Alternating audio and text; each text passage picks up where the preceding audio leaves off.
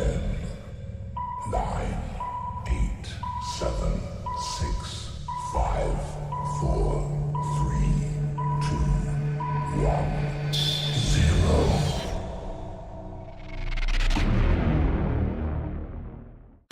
Hey, what's going on? Just sitting here at home, decided that I'd do a top 30 as the season's just about to get underway. Try to be as in-depth as possible. I use the OSA ratings. I'll just talk a little bit about each team. I also wrote some stuff down about each team, so you'll see it as the YouTube video moves along. This took forever to do, and I screwed up, but without further ado, here is your top 30 presented by Mazda. And at number 30 is Indianapolis, the good. They have Juan Carlos Gamboa. They won the war for him, and they got a pretty solid prospecting group. The bad is everything else. This team has no shot at winning even 50 games this year. A lot of developing players they're bringing up who are just not ready, and a lot of underwhelming, not even major league talent players on their current roster. They're still a couple years away, and with the first and second overall pick, they should be able to do some damage this year, but they need to sign both and make sure they hit on both. Moving along, number 29 is Steel City. The good about Steel City is Steve Hoffman, their catcher, and third baseman Mel Grady. The bad is they have absolutely no pitching.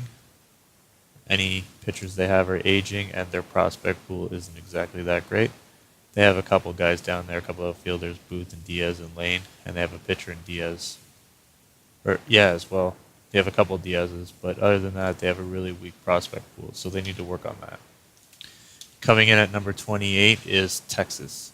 The good and the only good is Mario DeLion, their center fielder. And I emphasize, do not, under any circumstance, trade this player. He will be your cornerstone center fielder for the rest of his career. The bad is that they have infinite amount of holes, and they have a really weak prospect pool. Looking it over, they got one elite pitcher, one pretty solid pitcher, a center fielder, and a catcher, but that's about it. So they need a lot to improve on this ranking. Moving into number 27 is Seattle. The good for Seattle is that they have a couple solid pitchers in Michael Parks and Walt Gallagher, and they have an elite prospect pool. And when I say elite, I emphasize on elite. They have multiple highly ranked prospects in the top 100, and they have a couple amazing pitchers that should be making their way to the pros soon. The bad side is they're about 2 or 3 seasons away, so they should really take their time in terms of calling up those prospects until they really have to when they're Rule 5 eligible, and until then, wait it out. Coming in at number 26, surprisingly, pretty low, but these are my all-knowing numbers, is Port Orange. The good is they are still strong with the bat, and they have they have a pretty strong prospect pool for bats. The bad is that they unfortunately can't trade anything because their top 2 talented players, Austin Anderson and Bruce McCutcheon, are both 10-5 and for some reason love to decline offers. So they can't exactly move these 2 pieces, and with both having multiple years left on their contract, they kind of have to sit there and let them be good. Problem with having this kind of talent is you can't exactly tank out and get a top 5 pick because you're going to pull some wins out that you shouldn't because of the talent that you do have and you can't get rid of. But look for Port Orange to, if they're smart, attack the pitching depths of this draft, whether it be amazing or not, and hope to hit a home run on 1 or 2. Moving on to number 25 is everyone's favorite non-championship team, and that's SHELTOWN. SHELTOWN were 2 seasons away from competing for the title almost, and now they're about 2 seasons away from competing from the first overall pick. The good they have is they have players to trade. They want to get rid of Nick Bird, Frank Holscher. Wow, I screwed that one up. Carlos Alonso, Alejandro Bernard, and Arturo Martinez. They can probably get rid of them for some decent value. They also have a pretty strong starting pitchers pool. The bad is that they just don't have enough now. They could still compete in the weak AL White if they really wanted to, but realistically there's no point. They'd be smarter off just selling as many pieces as they can as quickly as they can and just regrouping and hopefully getting a couple high-end picks and taking advantage. And this time, when it looks like it's getting good, don't sell out right away and get rid of all your prospects for 2-year wonders and just ride the process. At number 24 is Las Vegas. I feel like this team was once near the top, but you can see they're kind of regressing as a team. They have a good 1-2-3 combination in the staff with Orozco, Murchie, and Wes Nelson. And they have Bill Dyer, the outfielder, who's elite as they come. The problem is, other than Bill Dyer and a little bit of Norbert Harrington, they don't have any, if at all, any bats. Looking at their lineup, they don't even have an infield. They have no second basemen, no shortstops. They have a couple third basemen. Like, all their talent is near the bottom and not ready to compete. If they were willing to compete, they would have to definitely shore up that infield completely, and it looks like even get a center fielder. They're too far away. If they were smart, they would probably trade off those top talents. They could get a boatload from Bill Dyer, who could play any position in the outfield, and they could probably keep Cosmo because he's a little younger at 26, and keep Wes Nelson. Moving on to number 23 is a team that made a lot of moves this offseason, but just not enough, is San Antonio. The good is their offseason. As I just said, they got Juan Cintron, they got Carlos Varela, they got Buck Patterson, among others. They got Philip Young, they got Steve Moore. These are all names I was going for, so that's why I know. They re-signed Sergio Garcia, who, when I ran some numbers, might be the best infielder in the league.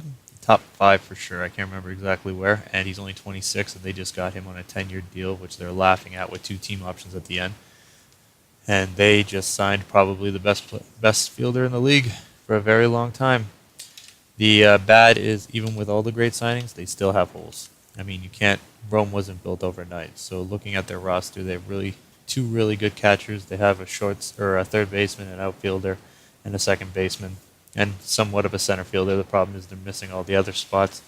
They don't have a number 5 that's strong enough. They don't have really any relief pitching except for one in John Brown, and other than him, they don't really have much. So they still have a ways to go. But their aggressiveness in the free agency and looking at they have a really elite closer that's ready to come up soon and a starter. But they're just they got to keep riding the process and being smart with this. Coming in at number 22 is Houston. The pros for them is they have some great pitchers to trade if they wanted to really tank it out and go for it in a couple of years, with Gary Livingston and John Sullivan being over 30 years old and Michael Wallace about to be there. And the reason why I say they should probably trade these is because they got such a weak infield and barely any bats that this team couldn't compete even if they had them. They can't win every game 2-1, 3-2 like this. And then especially since their number 4 falls off and their number 5 is pretty average, especially in our league, they got absolutely no shortstop. Their second baseman's okay. They have 2 first basemen near the top. Yeah, one will have to DH while the other plays first. And they just have so many holes that they need to work on, and that's why they come in at number 22. I mean, these teams aren't at the bottom because they're great, right? Moving to number 21 is Moose Jaw. Moose Jaw have the luxury of Sonora and Barker, who they could get rid of if they need to restock their prospect pool. The real bad side to this is, like, their best 2 hitters are catchers and a DH. So, I mean, like, they're not exactly built for this season. They have no middle infield, no infield for that matter, no real outfield. They have a really solid closer, probably the best one in the league, which they could probably get better value than his worth. So they definitely need to address that stuff if they want to get better. At number 20 is Albany. The good for them is Adrian Mendoza. He is going to be really good. Well, he already is, and he's 29 years old. They also have a strong staff and rotation, one thing that a lot of top teams lack, especially the rotation part. The bad is that they just simply do not have any bats. Looking over their bats, they have 2 top-end guys in Reyes and Mendoza, and then it falls off a bit with Powell, Clark, Espinoza, Carabite, etc., etc. I mean, it's all right, but it's about middle of the pack where I got them ranked. Number 19 is Chicago. The pros to Chicago is Todd Klein is still an elite second baseman, so to speak. And their pitching is great with Peter Mitchell, Jesse King, and Walt Rhodes. The only bad side is that most of their talent at the top is old, 34, 32, 32, 34, 33, 35, and they don't exactly have the strongest prospect pool right now. But times can change, and they always can get lucky. Number 18 on my list is DILLONVALE. DILLONVALE has the starting pitcher, Anaba Garang. They have shortstop Bobby Odley, who they got from SHELTOWN, and they have a scary prospect pool. The downside for them is that they have absolutely no infield. Absolutely none at all. They don't have a shortstop. They don't have a second baseman worthy of even starting. Their third baseman is awful, and they have kind of a first baseman. Number 17 on the list is Miami Vice. The good they have is they invested in pitching and now have a pretty solid starting rotation. The bad is that their bats are non-existent and they were unable to bring any up, and not many were ready to develop, so they're not going to be able to withstand 2-1 type victories for long and should have an up and down season because of it. Number 16 on the list is Montreal. Montreal has really strong depth, that's why they're so high up on the list. They don't exactly have many holes, so to speak, for everyday players, while some teams have some pretty solid holes. So they got the decent depth. Their bad is that they need to address those bats immediately. They're living off pitching, and because of that, they need like 2 of their top 3 hitters or catchers. They have a decent shortstop. Their second baseman is not good. They have no third baseman. They have no center fielder, it looks like, and no right fielder. They just have so many pitchers, and you can't live off pitching without any bats. Coming in at number 15 is HILLSBORO. HILLSBORO is one of those teams with up-and-coming talent. If you look across the board, they might not be ready right now, but they have a lot of players who are in the 44 out of 80 range, 45 out of 69 range, who are ready to take that next step. The bad is that even though they're ready to take the next step, they're about two or three seasons away, and they don't have much in terms of hitting. It seems like they've spent most of their money on their pitching, and they've strengthened that. And even in their minor league system, their strongest point is they have 2 pitchers, Tavernier and Barnes. Clark's a decent shortstop, and Evans is a decent first baseman, but that's just simply not enough. They need to get a shortstop to be, they got middle range guys. Willie McCoy at 29 at playing third base can be there for a couple of years, but they got to address the middle, especially there and center field. Coming in at 14 is Winterfell. The good for Winterfell is Manuel Pena, the SP. He's a young one, and he's going to be a really good one. He has multiple pitches, high stuff, decent control. His stamina could be better, but can't complain. And the bad is that they have a lot of aging talent. So they need to invest in this year or accept that this is it. Maybe get something for those older guys near the deadline, like a B-level prospect, and keep filling up that prospect pool, because Nunez, Deloach, and Fitzgerald is all they have right now, and that's not exactly enough. Coming in at number 13 is Los Angeles. Los Angeles should win the weak AL West, or AL White, and they come in with an elite rotation and young hitters galore. They're one of the better teams in the league. The bad part is that this is only going to be a 2 or 3 year run, if that, because when you look at the top of their team, it is nothing but old guys and Morris Davis at 24. You got Kurt Woods at 31, Becker 34, then a 34-year-old, a 33-year-old, Gonzalo Segura is 23, Costello's 36, then Torres is 31, 31, 34, 35. It's a lot of Asian talent. So luckily for them, they have enough talent to win the division and go into the playoffs this year, where anything can really happen when it's small series. And they got that going for them. They might even be able to sneak into the playoffs next year as the winners of the White, because it's not exactly the strongest division. But after that, it's going to be a slow decline down. Number 12 is Philadelphia. The good for Philadelphia is they have 3 elite starters, and they have really strong bats and a couple prospects. Well, actually, they have 4 really strong prospects. Fothergill, Murillo, Hahn, and Gutierrez. They have a future infield pretty much, except for third base. The bad side, really, if you can say a bad side, is their hitters aren't ready in the pros right now, or not strong enough to compete, and they have no relief pitching at all. So in those crucial games, they're going to get tattooed. Coming in at number 11, and the final team before our top 10, is Orange County. The good for Orange County is they have 3 strong starting pitchers and great relief, which is something that a lot of the other teams lack, like I brought up before. And they make sure to have their relief pitchers have multiple pitches, more than just 2, which stifles batters, and that can be key long term, especially in a so-so division like the Red. The bad is that they have a very weak infield, extremely weak infield. In fact, like no talent other than Alfredo Rivera, and he's just your everyday player. And a lot of their talent's aging. The 3 top players are all over 30. Michael Durante, who they signed, is over 30. They're going to need to address these and sell them off while they can before it becomes nothing. And if maybe they can recoup some and fill their prospect pool a little bit more. Coming in at number 10 is Richmond. Richmond has 3 elite starters like a lot of teams have, and they have a lot of great bats. The problem with them, like a couple other teams, is they have a lot of aging talent and a weak pool that they can't exactly replace if injuries occur. They have Mike, I'm going to assume that's Mike Hoffman. Yep, Mike Flash Hoffman. And they also have Pete Carter at the top of their list, but Carter suffered an injury, so who knows what exactly will happen with him. But I mean, they don't have exactly the players to call up if injuries were to occur. They also, looking over, they definitely need to address their relievers. Yep. Anyways, moving on to number 9. And that would be our defending champions, the Alabama Bears.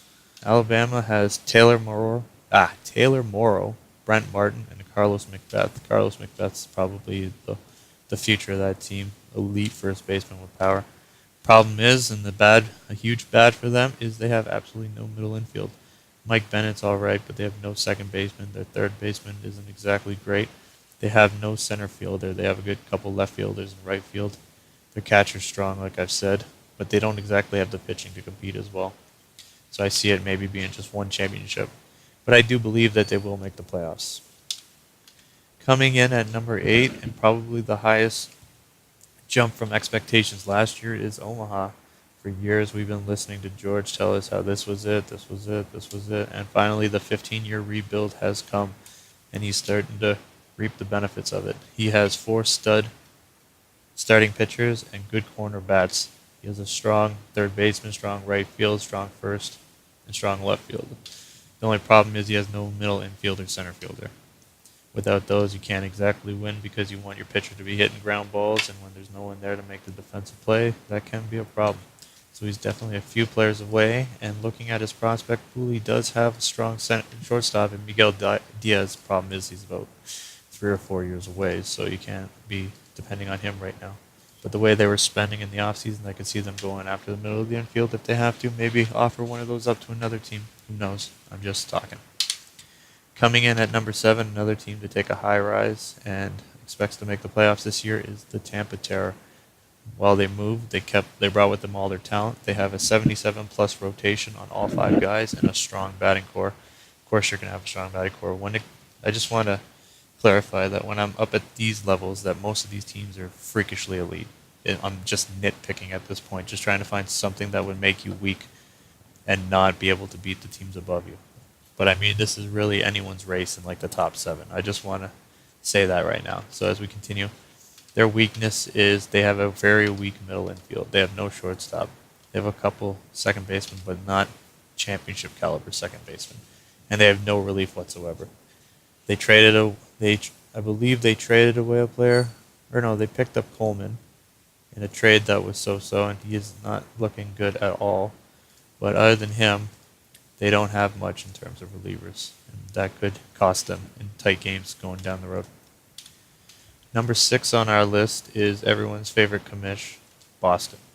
The good for him is he has an elite staff and a complete baseball team, pretty much. He has everybody on the offensive side that you would want to try to make a run. The only problem, if you had to nitpick, is he has no relief, and his outfield could be better. He could have a better right fielder, per se, maybe a better power bat, but that's just nitpicking. That would just be the worst thing that this team has, and that's saying much because he has 8 players in the blue with 2 ready to join him. So, I mean, how much weakness can you really have? Coming in at number 5 is Toronto, making me proud, my home city. They have a 78 plus rotation all the way around, and they have championship bats. Alberto Oliveira, Pat Bradshaw, Jason Sharp, Carlos Cruz, Robbie Graham, Juan Salinas. Like, this is a terrifying team. If I had to pick something, I would say they need a power first baseman and a bona fide number 5 starting pitcher. But when playoffs come, you can just drop to a 4. So, I mean, they're just as good as anyone else to win it all. Coming in at number 3 is New England. A couple of years ago, they won a title, and they're looking to get back there. The Goods, they have a 78 plus rotation. Great all around. And they, like all the other teams, have great bats. But if I had to pick something they didn't have, it's their center fielder. Will Childs won't survive the season, and that's not a championship caliber center fielder. And they need to get relief pitching. Edgardo Torres is by himself unless they plan on moving, say, Roman Rodriguez or Takahashi to the pen to try to make it stronger, because they have 6 quality starters, and you don't need 6. You just need 5 to compete.